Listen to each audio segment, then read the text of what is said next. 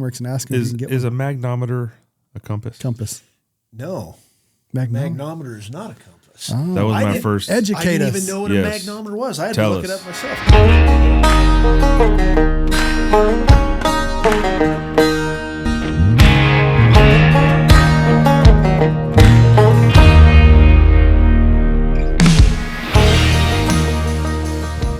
Yeah. But on the show today, we have Shawn Carlock from Defensive Edge. If you're listening to the Avery Adventures, I did one with him probably 2 or 3 years ago. Yeah. And we covered all the nuts and bolts, and we'll kind of skim over that today. But we're also going to talk about, long range shots that gone awry, Yeah. His recent moose kill. his recent moose kill. And you're also a bow hunter. Yeah, I've killed an elk in Idaho with everything you legally can. Nice. Rifle, pistol, shotgun, muzzleloader, and a bow. And I'm proud of you. I'm proud of you, Shawn, because you've also recently jumped onto Instagram. My kids finally browbeat me into it. I couldn't put them off any longer. Well, What's your Instagram hand? It's defensive.edge, isn't it? I think so. Defensive. Yeah. So if you guys want to follow Defensive Edge and Shawn, it's defensive.edge. So my kids jump on me about this. Oh, Dad, you got to be on Instagram. You got to be on Instagram. Okay, fine, I'll do it. And so then I thought, well, I'm way behind. I got like 4 pictures on there. So I start putting this stuff on there. And what's the first thing that happens? Dad, you can't put that many posts on in one day. And then they start beating me up about it. I'm like, all right. There is, when you're first getting started, there's definitely a bunch of stuff that turns people off, I would say. But consistency is definitely the best. Sure. Like a post a day or whatever. Now that I'm very inconsistent, that's what Luke's here for. He's gonna put us back into the consistency zone. Well, I got into all my photo bank and posted up some hunting photos and the stuff I really wanted to have on there. Mm-hmm. But from here on out, I think I'm going to do a lot more stuff inside the shop, taking pictures of stuff we're working on and how we're doing stuff and some things like that. And from our class photos from in the summertime when we're teaching long range classes, I'll live post some of that stuff on Well, that's a good topic. Why don't you tell us about your class? Our basic class, we'll shoot out to like 2,000 yards in the basic class, or sometimes a little longer. Sounds a little more than basic. Well, really, that basic class, we start out with what is a minute of angle and how are we going to use it? I mean, very nuts and bolts stuff.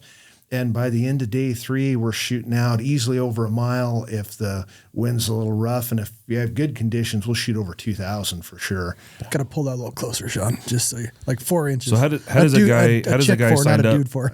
Okay. Sorry. How does a guy sign up for your class? Real easy. Just get a hold of me and sign up. But most years, classes are full by the end of March. Okay. So if that's something a guy's serious about doing this year, you'd want to get on that pretty soon. Okay.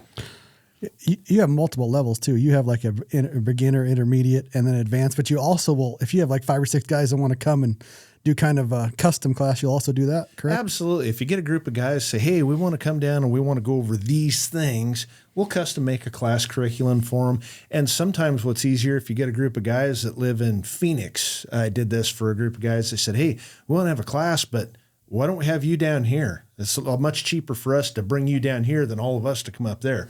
So as long as they have the right kind of setup and stuff, I travel out to go do those classes as well. So There's 2 things I've known a few people that gone through class. You got some wicked breakfast. That's Really? What I hear, they have a wicked breakfast. Wicked meals just in general. Well, you got to say something more than that. I'm a foodie. No, I mean, Shawn can tell you, but I want to, he can, after this, then you have like 120-inch TV screen. Is this true? Out in the mountains? yeah, well, first of all, you can put up with crappy conditions, like if you happen to get some rain or something, as long as you're dry and you have good food. And we have the TV there just to do the classroom portion of the class, but it got to be a pretty big deal after a while. I started putting on our Send It videos, and we started having feature movies in the evening and stuff. But class starts and runs the entire day. From the time you get up at breakfast, people are asking questions. Hey, what about this in the program, in the ballistic app? What about this? What happens when I'm out in the field and this happens? So class pretty much runs 15, 16 hours a day before it's all said and done, because there's this evolution of learning going on from the time people get up and start talking. Are you guys sleeping in the mountains? Yeah. Oh, yeah. It's like going to a shit. nice elk hunting camp. You got Wall tents. and cots and big outfitter pads. And Why don't we go do the class ride? I'm in. You should. Let's do it. I got I'm rim in. this year if you guys want to Perfect. take one. Let's do it. Yeah. Would you have like a? I don't want to sound like do you have like an intermediate or advanced we can go to? I want the beginner. Everybody has to take the beginner class first. There you go. Even you, Ryan Avery. And you will enjoy it. I'm sure I would. Well, here's one of the things we do that we use 22 rim fires. You can move that anywhere you want it. Pull it closer to you or do whatever you want. Gotcha. Mm-hmm. Okay. We use 22 rim fires. Curriculum goes like this. We have a half a day of classroom up till about lunch or so.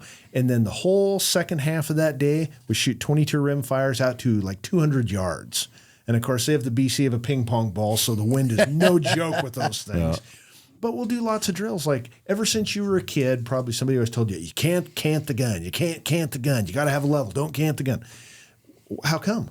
And how much difference does it make? So we'll do canting drills. We'll get them canted over. And at 50 yards, you take a Harris bipod on a 22 and you cant it over to the limit of the bipod, and it'll shoot at 50 yards an inch and a quarter off, in windage and a quarter-inch low. Well, boy, you're talking about minutes of cant doing that. And when people see that firsthand, they're like, okay. It's like seeing it on a smaller scale almost so that they can reference that to long range. Absolutely. And that's what we do. Okay, you guys, you just learned what a minute of angle is. Well, that's like 2 minutes at 50 yards. What's that do to you at 1,000? You aren't even in the game, So we do a lot of drills like that. Good place to start. You don't want to miss out on that. It's a good time. How many days is it? 3 days. Nice. Usually do them Friday, Saturday, Sunday. We get done with that first day of basic stuff, and we'll zero in the big guns at 100 yards, last thing on the first day, and then we spend 2 days out in the mountains shooting uphill, downhill, across canyons, places where wind blows over in a ridge, in between, in the middle of your shot, places where you can actually learn some stuff. Has Ryan ever been to your class? No. Ryan, what the fuck? Why not? Well, I really curse Shawn, Sam Millard, Jeff Brozovich for getting me into this fucking long range sport. Because those were kind of like Shawn. We went through this in my last podcast, but I'll touch on it again. I walked into Center Target Sports 2000-ish, 99, whatever, what 1998, 99. Something like that. I was only there for a year. Well, and he was a gunsmith and he had all these whiz bang. I think he had Night Force stuff up there and I don't know if even just dumb punk kid walks in and he took the time. I asked him me. I asked him like 5,000 questions. He answered it all. I went home. I actually went back into the Army. Got called back into the Army, so kind of on hiatus. When I got back, I kind of dabbled in it. I was still hunting with a stick bow, and then I went out to. I don't even remember this, but I went out to your shop. This was when did you move into your shop in Rathdrum? Oh, we were there when we first moved to Rathdrum, went to Center Target for a year and a half, and then back to the shop so I could get some work done. Well, yeah, because I met you had a bunch of people like me walking in there asking you questions. Well, and that was part of the deal. I was okay with that, but boy, at some point, it was just too much. I'd have to go to work at 3 or 4 in the morning so I could get like 4 hours of work in before they opened the doors, and boy, the party was over, So Shawn is the reason why you're shooting. Well, he was definitely like I read everything, but he was the guy that was already doing it. I said this in your last podcast, but I did with him before it was cool. Oh. Shawn was doing.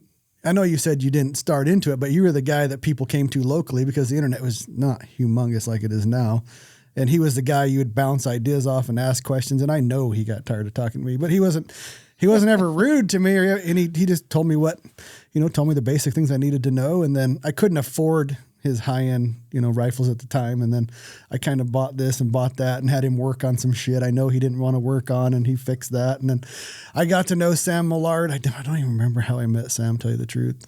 And we started shooting together a lot. And then I met Jeff Brozovich through Shawn, and then we started shooting. And anyways, roundabout way, those 3 guys kind of weren't I can't say idols, but they were the guys that frickin' I looked up to when I started shooting. This still doesn't answer the question. What? The question was, why haven't you been to his class?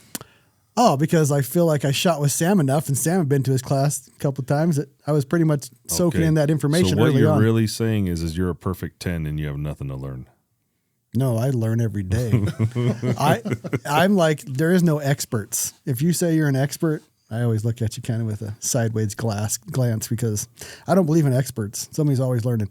I would say Shawn is as close to an expert that I have seen. If you look like his ES video, I don't know why he put out an ES video on what that is. And it was so, and I don't mean this in a derogatory way, but it was so simplistic, but so educational all at the same time. I was like, why the fuck didn't somebody else put out a video like this? Right. Well, some people just weren't getting it, and I asked the question in class, the same thing I ask in the video. Hey, would you rather have a rifle that shoots half a minute but has a 6 foot a second ES, or would you rather have that quarter-minute gun that's got a 40 foot a second ES? Boy, I'll take that low ES gun every time. And so you show them, you say, hey, this is what happens at distance with those numbers, and this is why you want that.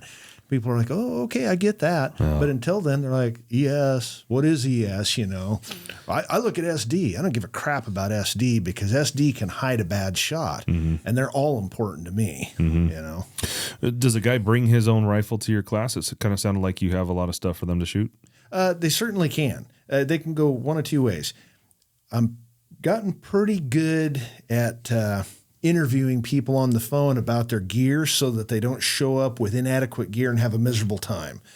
Certain brands, certain items, I've never had last clear through a class, and I'll tell them that. You're welcome to bring this, but when it likely fails, I'll have a rental rifle that you can likely use. What likely fails? I like it.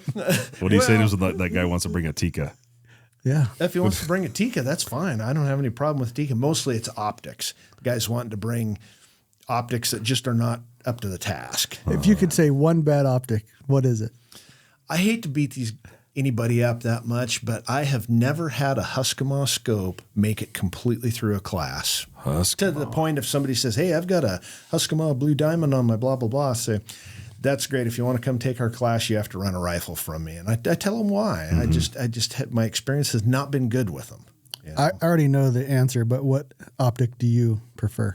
Oh, I'm a big Night Force guy. I've tried them all. Well, I shouldn't say I've tried them all. I've tried quite close to all of the high-end optics. I've tried Schmidt and Benders and US Optics. And if somebody came out with a new one that they touted as being the latest, greatest, high-end optic, I'd try it and check it out for sure, But I've just had such a good track record with Night Force. It's like Hart Barrels. We've had such good track record with them for over 20 years. Pretty tough for me to shy away when you have that kind of background with them, But back on your classes before we get on to the next so you still have openings? You still have 7 or 8 openings left for this year. Last year, we filled the entire class schedule from the waiting list from the year before. Oh. So what does a class run a guy? $1,500 for 3 days, and it's pretty much all inclusive except for your gun and your ammo. So you bring your gun, your ammo, your teddy bear, and your toothbrush, you're good to go. How many rounds do they need in their rifle to finish the?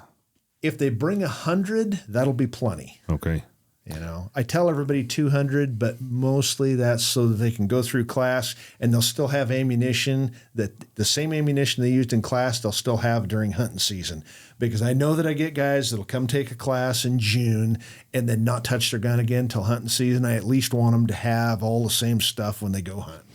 Have you ever had somebody kind of video document your class as kind of like a promo deal where they can kind of see what it's all about? Not so much. Not like that. Well, maybe if we come do it, we can bring Luke along and absolutely he could take video the entire time and put together kind of a package for you so you can roll it out on Instagram and put some videos on your website. Yeah, we can figure out something like that. That'd be fun, actually.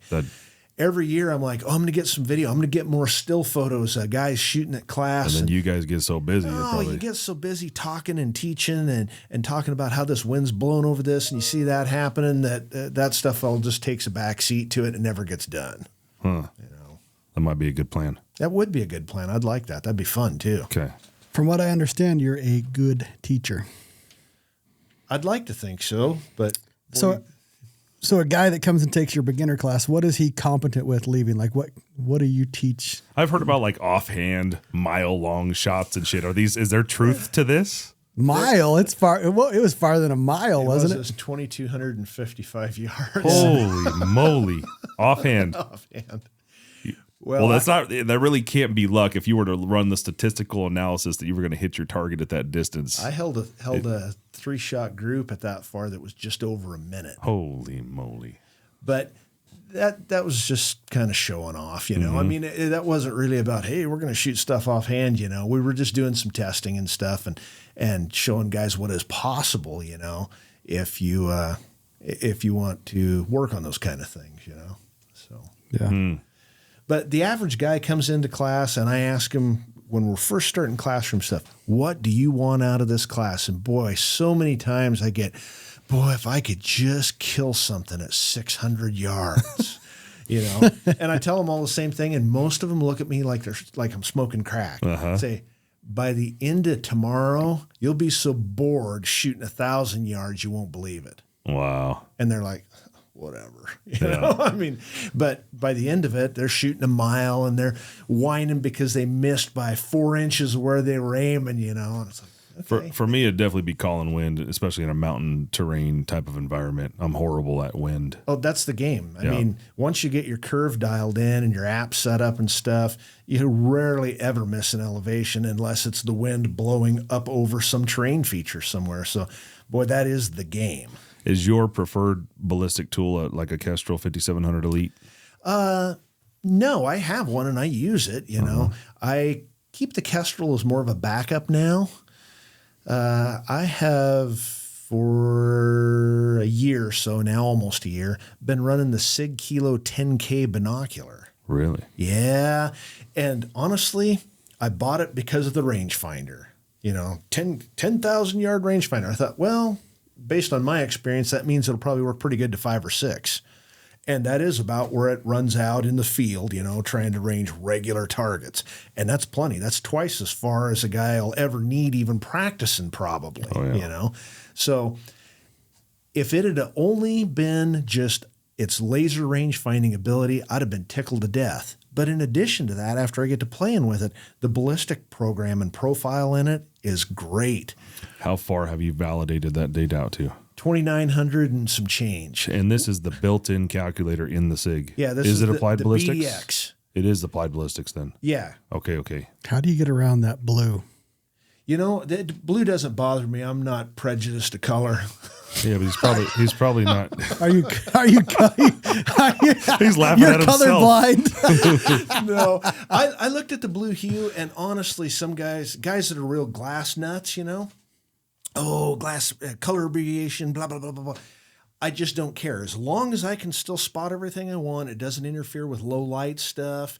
The blue hue doesn't bother me. It's there. There's no doubt about that. It is. And my understanding is that is a byproduct of the receiving material inside the binocular for the laser rangefinder to work as well as it does, and there's just no getting around it. Now, when you went to Alaska, and I'm sure you brought those. I did. Were those your main binoculars for glassing game? Yes. Okay. I brought a spot and scope in case distance got big, because my friend that lives in Alaska that took me, he says, hey, I've got this knob that sticks up 400 or 500 feet in elevation in the middle of 46 square miles of swamp. We can see 10 times further than you'll ever shoot anything, but I see these moose within 1,600 yards a lot of times, and way closer. Some of them only 200 or 300 yards. But if you can shoot that far, boy, you can get a good moose and it'd be a good time and blah, blah, blah. So I went up there and we did that, you know. I'd have been actually a lot happier if I could have shot one at 800 or 900 yards, because even as far as we shoot and practice, I really like being inside of 1,000 yards because good things are going to happen, you know? Yeah. So. Yeah. Well, tell us more about your hunt. Well, I'll finish on the binocular real quick. Yeah, okay. I validated that binocular before I went to Alaska, and we got out on a very rare no-wind day up in the mountains where we were testing and shot it out to 29 some change, and I tweaked the speed of the velocity in the binocular about 17 or 18 feet a second at 11 or 1,200 yards and ran it clear out to 29 and some change and got first-round hits all the way out there. You know. I imagine there's going to be some guys listening to this podcast hearing that 2,900 number and probably in a little bit of disbelief, because we're talking, you know, just short. It is a 1.1 mile about. Yeah. I imagine. Well, all they have to do is go onto our YouTube channel or onto the website and hit that YouTube video. And there's one where we're shooting 2850 on there and put a first round hit within less than a foot of the center of the rock, down to inches a point of impact, and following it up with another shot that's inside of a minute of it. Yeah. So it's doable. Is it going to happen all the time? Is that a high percentage shot? Of course not. Yeah. Some days you read everything just right, and some days you don't. If that binoculars, you should check out the Revic when it comes out. Same chassis, Right. less blue. I think even a better laser. Is that going to have? That's not going to have applied ballistics in it, though. Huh? No, it has Gunworks engine, but it has the same engine that's in. You've done the Gunworks review on that same basic Now, do engine. they have a magnometer in there? Do you know? I don't know. I only had it for a week, but it's not out yet. But it's going to be out. But it has. I had the 10K, and I had Vortexes, and the SIG comes back pretty fast. The Vortex comes back in like a half an hour solution, and then the Revic Say a half an hour. about what it felt like, and then the Revic came back and it has better glass. That's the thing because you do a lot more scanning. But I'd like to see I'd reach out to Gunworks and ask them if you can get Is a magnometer a compass? No. Magnometer. Magnometer is not a compass. Oh. That was my first. I Educate didn't us. even know what Yes. a magnometer was. I had Tell to look us. it up myself. A magnometer reads the gravitational pull where you're at and will tell you what latitude you're at. That's how they can make the ballistic engine calculate for Coriolis and spindrift Automatically without having to put your Automatically. direction of fire It's got a in. digital compass and a magnometer. So one will give you a compass heading and the other one gives you your shit. latitude. What? Yes. And that was the big thing missing from the Gunworks stuff all along is they were always, with the old BR2, which was a great piece of gear. Yeah.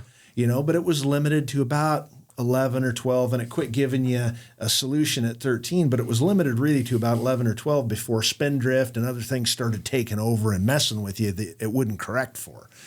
This thing corrects for everything. Does it tell you, will it give you that number?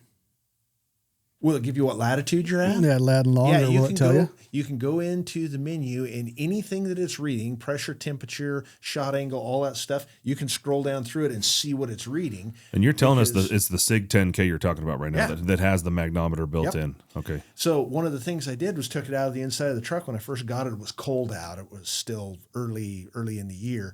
And it's maybe 35, 40 degrees just above freezing, and it's 70 degrees inside. It takes about 20 minutes or so for the binocular to come down to ambient temperature. But I could scroll through there and check and see what it was, Mm-hmm. So one of the reasons I carry a 5700 for backup, because you got backup ballistics, you got backup atmospheric conditions. Mm-hmm. Magnometer. What the? I never heard of it, but you do a When you really said, good job. I just pictured magnet because that's what I thought. magnet Compass. towards the pole, right? But so we could clarify. So magnometer along with the compass, instead of having to do direction of fire on your Kestrel in order to calculate not spindrift but Coriolis, right? You don't need direction of fire for spindrift. No, you don't need direction of fire. But for Coriolis effect, which is basically the curvature of the Earth, you need to know what latitude you're at and what direction, degree direction you're pointed in order to compensate for that. Absolutely. Wow. And you can bring up, if I remember right, you can bring up and see a compass heading inside there too, correct? Yes, you can. Yeah. And We're going to have to try these SIG 10Ks. I didn't have the Revics long enough, but I loved your review on the BR2, right? On the Gunworks BR2, you did one? Oh, a long time ago. And I liked your review on the SIG, so it'd be interesting to see you like a kind of I like versus, like a verse, the Revic versus the 10K. I'm going to talk to Landon. I might see if I can help you out with that. That'd be a fun test to do. I mean, I'm always interested to see, how everything stacks up. I mean, that's kind of how I always find that the Kestrel tends to be like a little laggy when it comes to when you're doing your compass.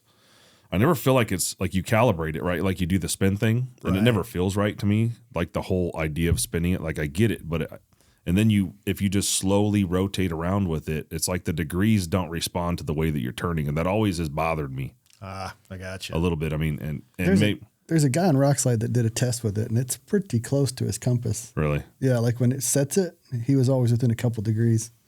I like Kestrel stuff. I like applied ballistics. I've used both those products for a long, long time and still a big fan of them. But the advantage that the 10K has over everything else is speed for me at the big shot. When you start talking about having to enter in compass heading and latitude and all that stuff, you quite literally can pull up a 2,900 yard shot if you have everything dialed in and make the right wind call and hit the button. And in a second and a half, it'll tell you what to dial everything up. Unless it's a vortex, it's like 3 days. It seems like you got a little bit of an issue with I it. don't. I was sitting there with him one day and I had that Revic and I didn't have a 10K with me, but I had the Vortex, and the Vortex is AB2 and has probably the best app I've ever seen for a rangefinder binocular. But man, they've got to fix their speed, because sometimes you're hunting whitetail or bear on the move. You're like, oh shit, it moved. You'd be shooting for half an hour. It can't be. And it's like 4.5 seconds is what it is. Yeah. So anyways, not a knock on them. All right, getting onto your Alaska thing, but I want to preface that with, how many times do you think you've shot over 1,000 yards? At an animal? At any, just practicing. Oh, practicing? Thousands. That's what I wanted to get to. Thousands. Before the hunt shot. Before the hunt. You've ripped off thousands and thousands of shots past 1,000 yards. Not only that, but teaches people how to shoot freaking 2 miles. Yeah. Well, this is year number 17 for classes. And I've had over 400 people through our classes, not including military guys that we've done big distance classes for the military. Wow. So, yeah, there's been quite a few. And you were talking about the expert thing, you know. I still pick up stuff from students. I still teach myself stuff when they ask me questions that I don't immediately know the answer to. And I'll tell them, hey, I'm not 100% sure. I think maybe this is going on, but I'll have an answer for you in a few days. Well, I'll figure it out. I think teaching a subject is the absolute, I don't want to say easiest, but best way to learn everything you don't know. Absolutely. Because of the questions. Yeah, for sure. Well, you know, on the internet, everybody's an expert, and that's what drives me nuts. I know very few people that I would say that I look up to, and you're one of them in the long range space, because there's so many fucking blowhards. There just is. And that's not just in the shooting world, it's in every world. That's a fact. Be careful who you watch. You know, go look at their credentials, go look what they're doing, because anybody can start a shooting school, because I've been to a few whack jobs. So there's a handful of shooting schools that guys bought our long range how-to video and started their own shooting school. Like, okay, whatever, you know. But the unfortunate part of the internet, and I get this all the time, guys that come to class, hey, I was on the internet, and I stop them right there. I cut them off. If you say, I heard this on the internet one more time, I'm going to put you in your car and send you away. You know, because there's so many guys on there that have not shot, have not done any of the subject matter. They're regurgitating stuff they heard or read somewhere else and don't have any actual knowledge, which is a shame, because the other percentage of people, there's some very knowledgeable people on the internet, you know, that are sharp. I mean, on top of it. But there's so many of them that just cut and paste answers from somewhere else, you know. I'm sure it's the younger guys too. Like when you get in that class situation, like coming out to your class, I mean, be in the moment, like you're there to actually learn in person and shoot the gun and see what bullets do. You know, don't just, the nice thing is you can, like you do, you start with the 22 and you move through it, and you can actually show them on rocks at unknown distances, you know, at crazy distances. You can show them what actually happens rather than read about it. And, you know, there's a whole different, a lot of sniper typers. Sniper typers. That's a fact. And there's a lot of gun plumbers. Yes. Gun plumbers and sniper typers. I like that. That's good stuff. So, okay. So to get this, he's thousands of shots past 1,000 yards. And I'm not talking thousands of shots past 100 yards. We're talking 1,000 yards. So tell us about your moose hunt. Okay. So I went to Alaska. I had a friend invited me up. Hey, you got to come up and go on this moose hunt with me. You know, the distances you can shoot, you'll be able to kill a nice moose up here. We'll have a lot of fun.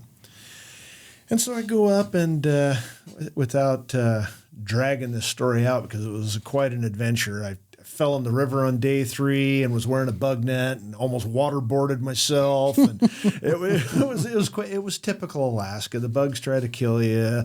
You know, there's bears fishing in the creek. It was Alaska. So we see this moose on day 4. And we're pretty sure he's a legal bull. He's got to be over 50 inches or have a triple brow tine. So I'm trying to measure him with the reticle and the night force, which I could do pretty well. But the problem was that the distance at the time, we were between 15 and 1,800 yards when we saw him the first day. And I couldn't see enough definition, even at 22 power, to see the points. So I could measure the width of the palms, and it keeps coming out like 48, 49 inches. I'm like, boy, no way in hell am I taking a shot at a moose that might be an inch under legal? Not happening, you know. And you couldn't see the third brow tine. Ended up being a 57-inch moose and had triple brow tine on one side. So it was all kinds of legal. But it took us a day and a half to figure that out. Finally, on day 2 of seeing this moose, and it would skirt from one group of alders through some openings into this other group of alders and then never come out. And it'd do that every morning with this hot cow leading him. So on day 3, we know he's a legal bull. We see the triple brow time, but can't get set up. Day 3, we're waiting for them. We know where they're coming from. We're all laid out, got a great shooting position, and the wind is almost nothing. It's like 1.5, 2 miles an hour. So it comes out, and he steps right out in the open in this little meadowy looking area, which I later found out was 1.5 feet deep water and had swamp grass growing out of it. You know, you look at yellow grass around here. Hey, there's a little meadow down there. This is perfect. Yeah, it was a swamp. Yeah, it sucked.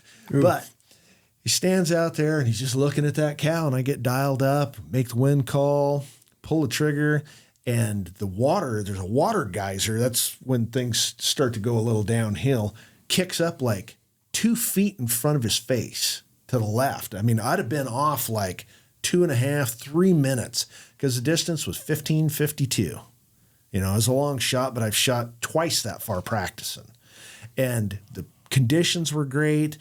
I've backed away from shots that were closer than that before because the conditions sucked, you know, and I just wasn't confident in them. So if I'm not mentally notching the tag when I get behind the gun, I'm not taking the shot, you know. So I get behind it. Boy, everything's good. I've validated this thing out to 2,900. I know that this is way doable.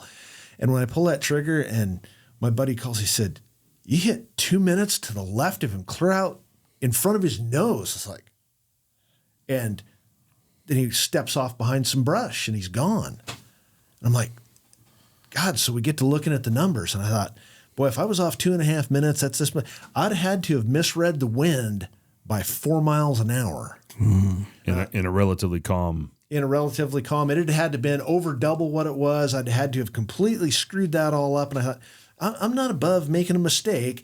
I checked the windage. Did I turn the knob the right way? Yes, turn the knob the right way. I just don't think I missed him by that far. I've killed deer before in the past where you shot clear through them and it kicked up a geyser of dirt behind their back and it looks forever like you shot over top of them. Perfect heart shot. You know, you see it, and somebody else will call, "Oh, you shot right over top of his back. You're getting loaded up," and fall over. So we get to talking about it. And while we're talking about it, this hot cow that he has not been more than 20 yards away from for 3 days comes walking back the way she came from. No bull. No bull. He's laying over there. So we unass. We go hike down. And that's a long hike. Oh, boy. It's a long hike, and every step is out through the swamp. You're wearing hip waders from the time you roll out of the sleeping bag till the time you go to bed at evening, you know. We get over there and we catch up with this moose, and he's laying right there. His head's up. Oh, that's not good. So I shoot him, and he's done.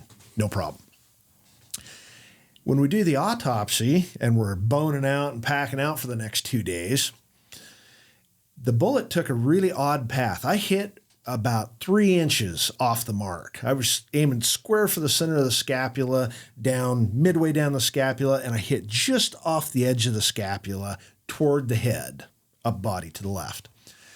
The bullet gets into the brisket area, rides around and comes up under the neck skin, over the jaw, and out the top of its nose. So that was the bullet. Geyser in the water up there out to the left, but it wasn't because it blew the shot out to the left. The bullet took that odd course through the body like that. That's happened to me one other time, not the same path, but where it didn't penetrate and do what you thought it was going to do at a much closer shot at only 400. And what is the cartridge and bullet? So the guys know. Oh, we're shooting a .338 Terminator, so it's shooting a 300 grain bullet at 3150. Nice. You know, and even at that distance, it's going to have substantially more energy than a 44 Magnum has at the muzzle. And you'd take that shot all day long with a 44 Magnum, you know, standing 5 yards away, and you just kill them dead, you know. Any guess on the impact velocity? Impact velocity, I'd have to look, but I'm going to say... Which 300 grainer too? The Burger... OTM? Elite Hunter. Elite Hunter, okay. Elite Hunter. I've used a bunch of OTMs. I've killed a bunch of stuff with OTMs too. But the Elite Hunter, I think, expands a little better at lower velocity.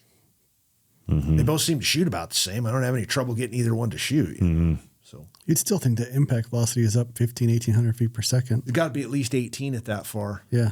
Because it doesn't go subsonic until you're out there about 2,500, depending on what elevation you're shooting at. We were right at sea level. We were at like 38 feet elevation. So, So it like had to almost ride down the rib cage.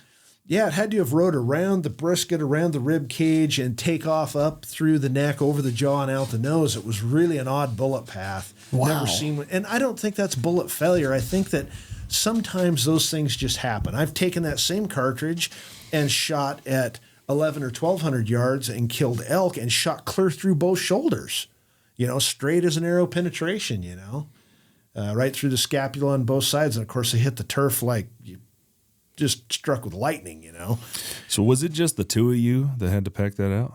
Yeah.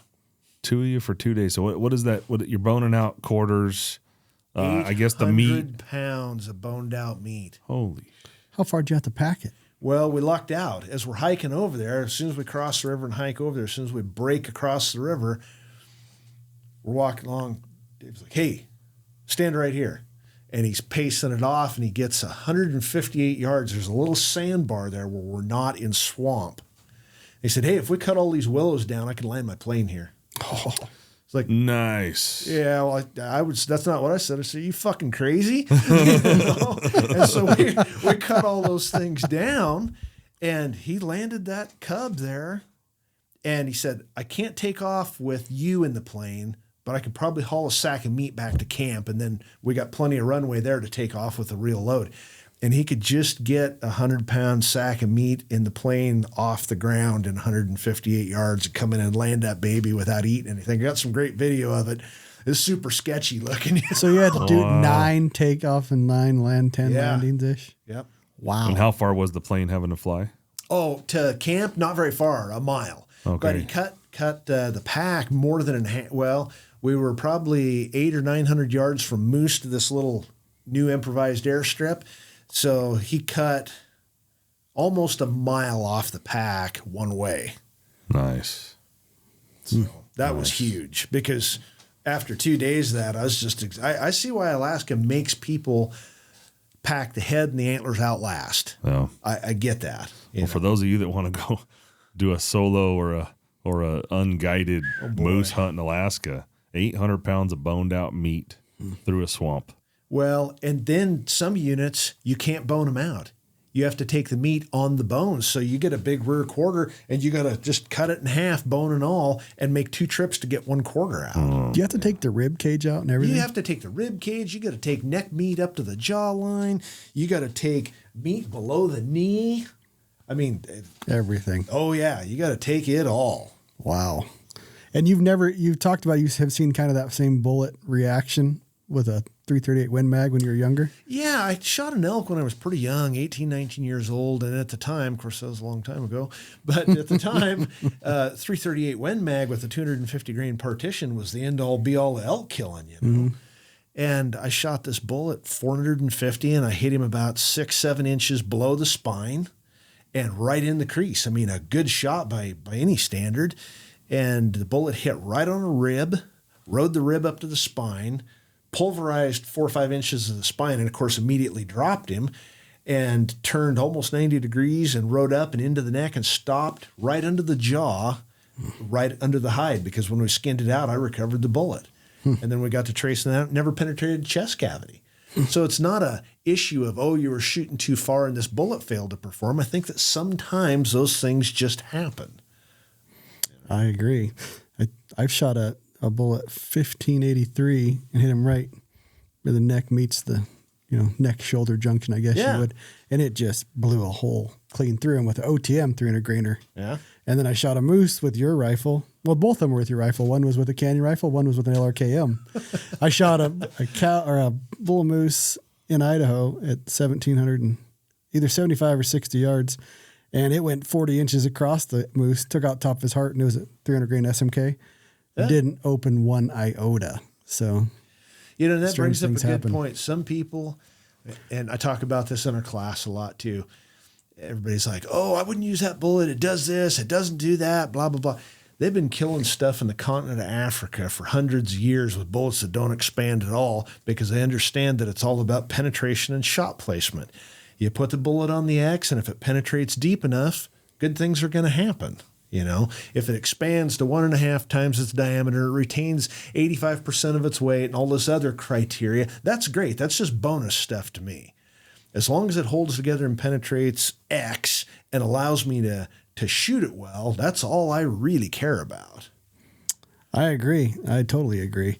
Have you ever taken, on that moose, I took a sighter shot. Do you agree with that? Not agree with taking a sighter shot if you can't quite read the conditions? I think taking a sighter shot is infinitely more responsible than just sailing the first one out there and hoping for the best.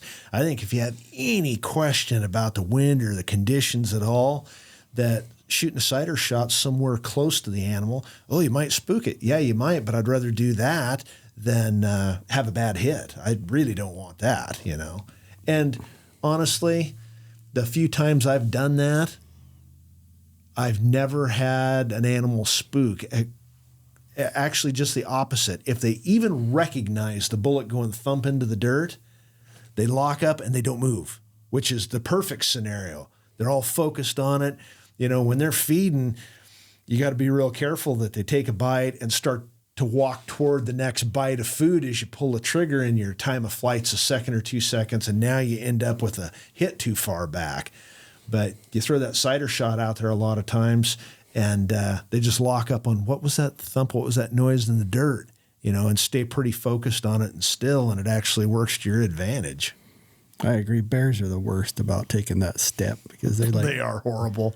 Yeah, they just seem like schizophrenics, man. They like do one and they'll spin around and they'll look the other for no apparent reason.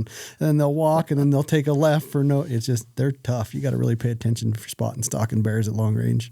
Well, and they're so hard to recover when you get over there anyway. Yeah, and there's not a big kill box on a bear. No, they're a lot thinner skinned than people think they are. You should shoot bigger bears. I shot the biggest bear I've ever shot this year. He's Boone and Crockett, 7.2, right on. 7.2 in Idaho, and red. Oh, no kidding. Yeah, I'll show you a picture when I get done. Outstanding. But It was a monster. they're still like, I'm a hacker when I'm cutting them up, and it's like you just barely nick that hide, and it's right through a bear. Yep. You talked about 338 Terminator, so I want to kind of talk about not only the Terminator, your Terminator calibers, but also your plus P. Okay. I know your gun of choice is the 338 Terminator. Can you kind of talk about that and then go down from there? It's definitely my favorite one. It was the first Terminator cartridge that we did. Essentially, it is a 338 Lapua improved. You know, everybody's got their own version of what's improved, what shoulder angle they like to run, what case body taper they are. But it's 338 Lapua improved. The thing that sets the Terminator cartridges apart from other people's improved cartridges is that we patented a throating process here. I guess it's been probably 10 or 11 years ago now.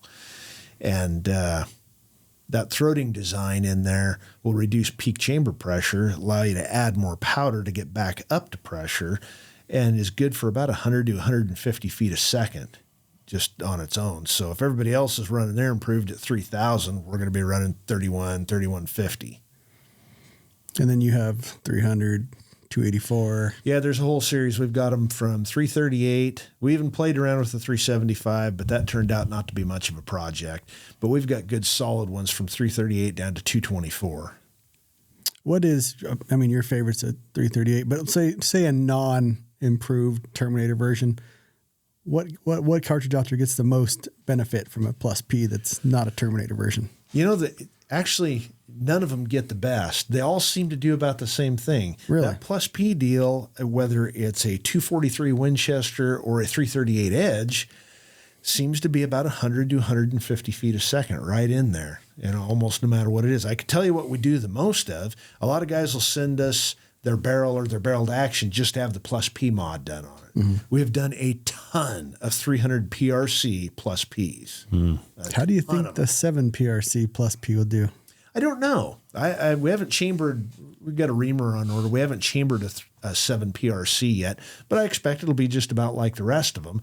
The only thing that limits you with plus P stuff is you have to be careful about case capacity. If you want to run the same powder and maybe you're running 570 and you about have to smash it all in there to begin with, if you plus P it, there's not room to put additional powder in there. That might not be a great choice, but that's very few cartridges that's a problem with.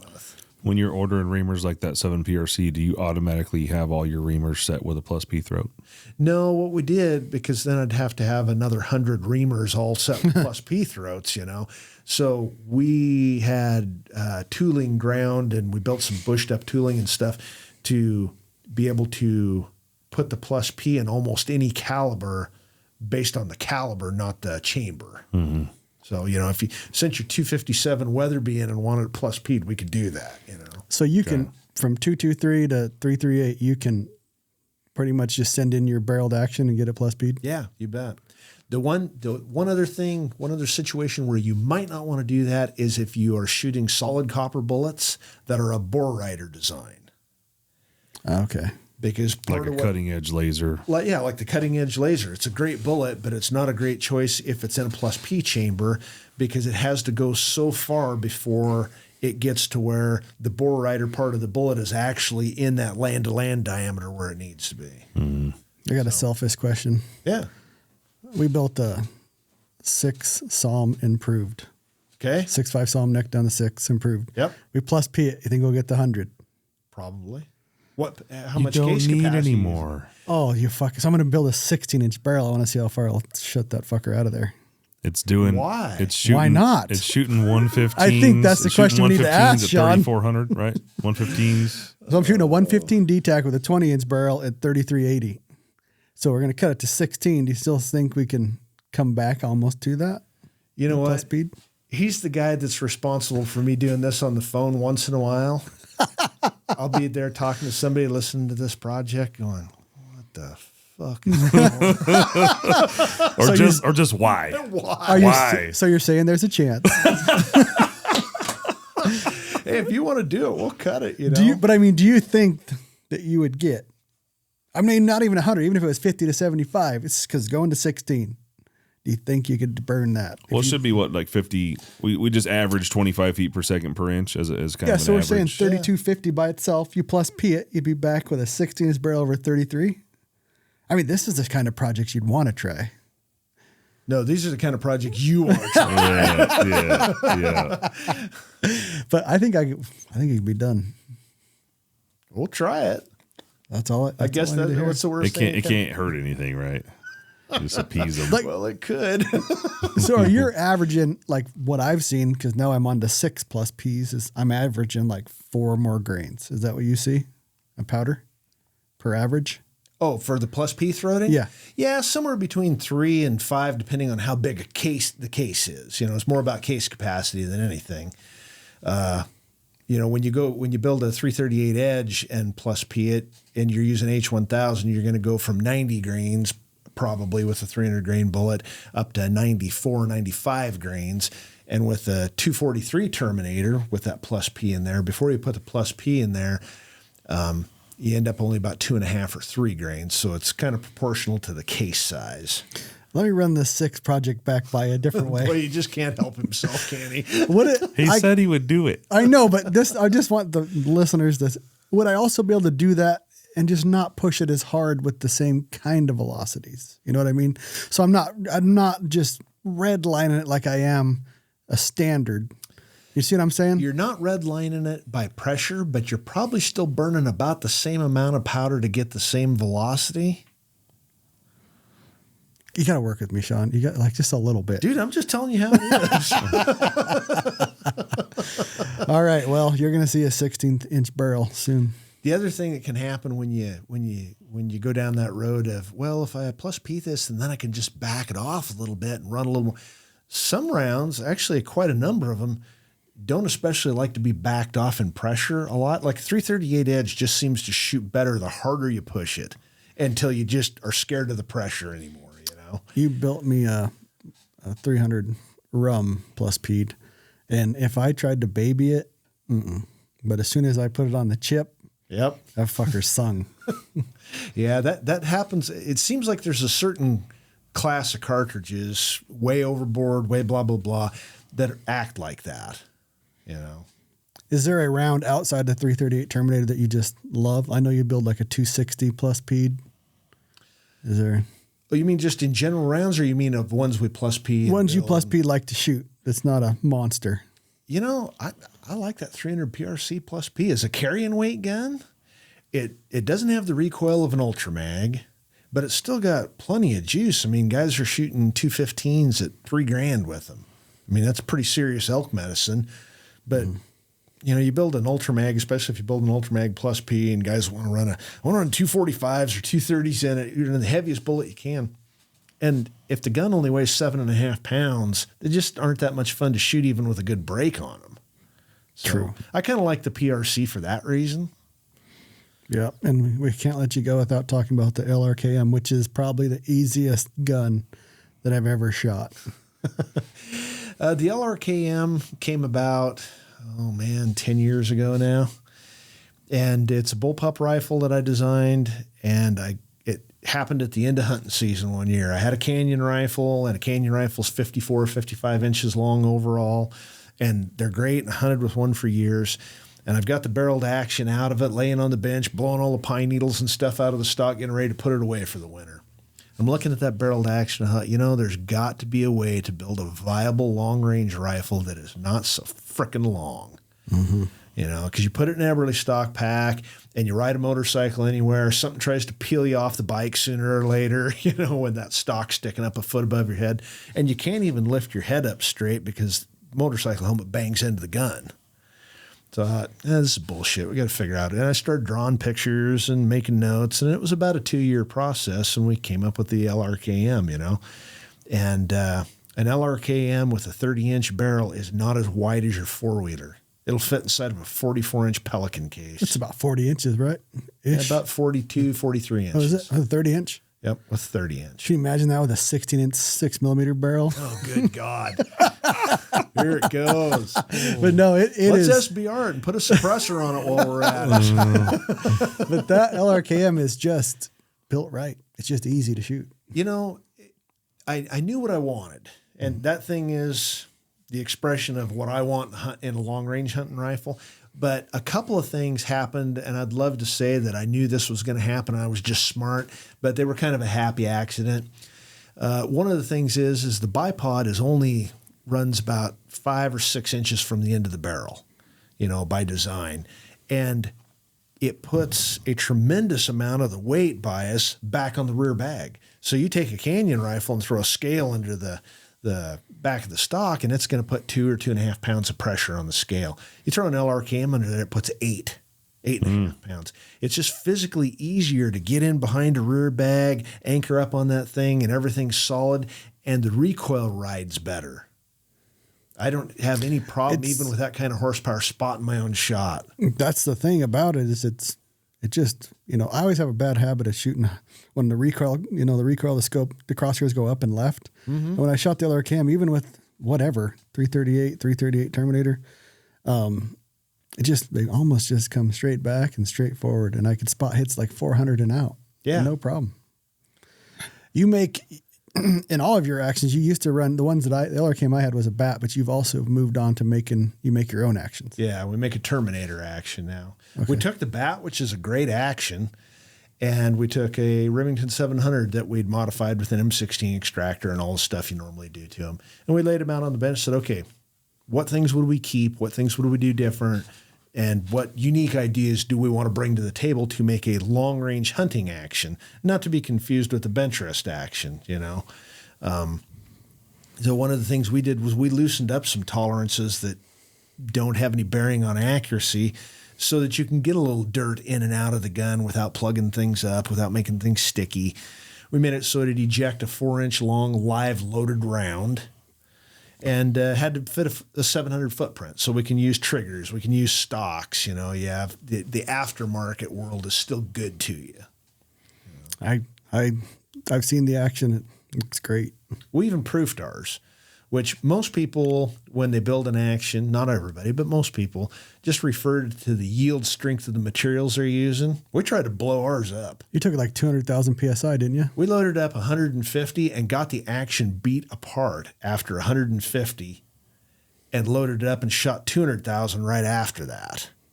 That's impressive. And of course, it warped the action a lot, but nothing came loose. Nothing ruptured, nothing.